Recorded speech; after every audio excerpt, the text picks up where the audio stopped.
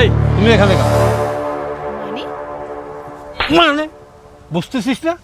আরে গায়ে হাত দিচ্ছেন কেন? কি গায়ে হাত দিচ্ছিস কেন? আরে মারতেছেন কেন? কি আবার বল মারতেছিস কেন? এই মুরব্বি, কি সমস্যা?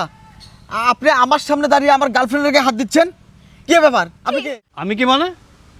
এই বল আমি কে? বলবি না? ঠিক আছে আমি বলছি, আমি ওর বাবা। এই ছেলে, তুমি কে? আর আমার মেয়ের সঙ্গে তুমি কি করছো?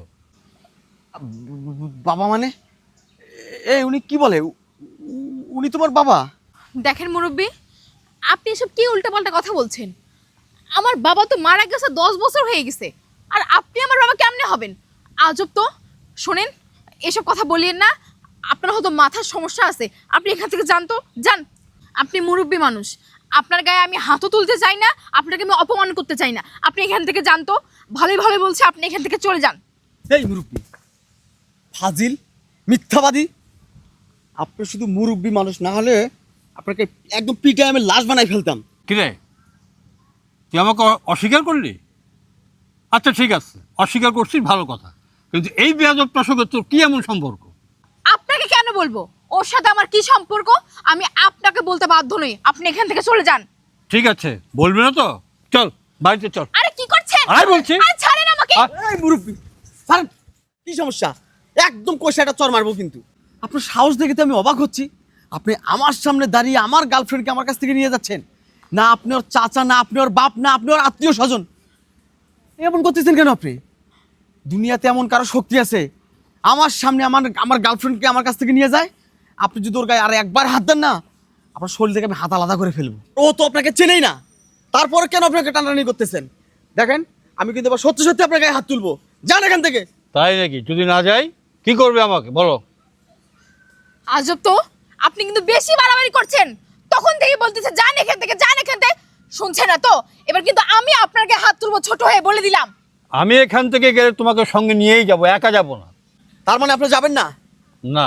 আপনার সাহস যদি থাকে আপনার শরীরে একবার হাত দিয়ে দেখান। ও আচ্ছা, প্রেমিকার উপরে এত দরদ, এটা কি সারা জীবন আগলে রাখার জন্য নাকি ভোগ করার জন্য, কোনটা? আপনাকে ইচ্ছা করছে মেরে ফেলি। আপনি এসব কি বলছেন? হ্যাঁ, কি বলছেন? ও ভোগ করার জন্য এসব করছে মানে? শুনেন, ওর সাথে আমার 5 বছরের সম্পর্ক। ও আজ পর্যন্ত আমার হাতটা পর্যন্ত ধরেনি, আর আপনি বলছেন ও আমাকে ভোগ করতে চায়? শোনো মা, সত্যি আমি তোমাকে চিনি না, কিন্তু তোমার সঙ্গে যে ছেলেটা, ও চরম একটা বেয়াদব ছেলে, বাজে ছেলে। ও তোমাকে ভোগ করতে চায়। শুধু একা না, ও আরও 5-6 জন বন্ধু বান্ধব নিয়ে তোমাকে ভোগ করতে চায়। কি বিশ্বাস হচ্ছে না? তাহলে শোনো আমার কথা। হ্যালো, এটা কই তোরা? শোন, আজকে কিন্তু আমার রুম রেডি, আজকে আমার গার্লফ্রেন্ডও রেডি। ভাই আমি রুমে যা নিয়ে ঢুকবো, 5 মিনিট পরে তোরা যে আমারে কট দিবি, আমারে তোরা থাপ্পড় টাপ্পড় দিবি, দড়ি দিয়ে বাঁধে রাখবি। এরপর ওর সঙ্গে তোরা যা পারিস করে নিবি। আজকে কিন্তু লাস্ট চান্স ভাই, তোরা করতে পারলে করবি, না পারলে না। আমি কিন্তু আর টাকা ঢুকে দিতে পারবো না। তোরা আমার কাছে টাকা পাস, আমার যে সত্য দিছিস আমি সেই সত্যই মানছি। আমার গার্লফ্রেন্ড তোদের কাছে দিয়ে দিছি। তোরা যদি আজকে কিছু করতে পারিস করবি, নাহলে ভাই আমি তোর টাকা ঢুকে দিতে পারবো না। হ্যাঁ হ্যাঁ, 6 জন তোরা? ভাই তোরা কি মানুষ নাকি? তুই না করলি প্রথমে 2 জন, এখন 6 জন হয়ে গেছস। আচ্ছা আচ্ছা ঠিক আছে, ওরা ওই আইতাছে। আমি কিন্তু ওই বাসায় যাবো। আকাশ খারাপ, বৃষ্টি পড়তাছে, বাইরের লোকজন টের পাইবো না। আরে সালামের বাড়ি কয়বার কমু এক কথা। দেখ ভাই, এই 6 জনের বেশি কিন্তু আর আসিস না। আচ্ছা আচ্ছা ঠিক আছে, রাখ, আমার গার্লফ্রেন্ড আইতাছে। হ্যাঁ হ্যাঁ, ওই বাসায়। এইবার বলো মা, আমি কি ভুল বলছি? তুমি হয়তো আমাকে চিনোনি। আমি এই অত্র এলাকার চেয়ারম্যান, আর এই ঈদগামাটার যে কাজ করছি, এটা আমি নিজের হাতে আমি এই কাজগুলো করছি।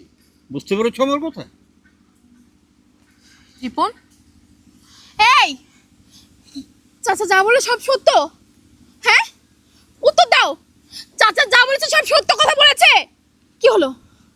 শোনো না, আসলে হয়েছে কি, আমি না হঠাৎ করে ক্যাসিনো খেলি, জুয়া খেলি, মাঝে মাঝে আমি নেশাও করতাম। আমার অনেক টাকা ঋণ হয়েছে।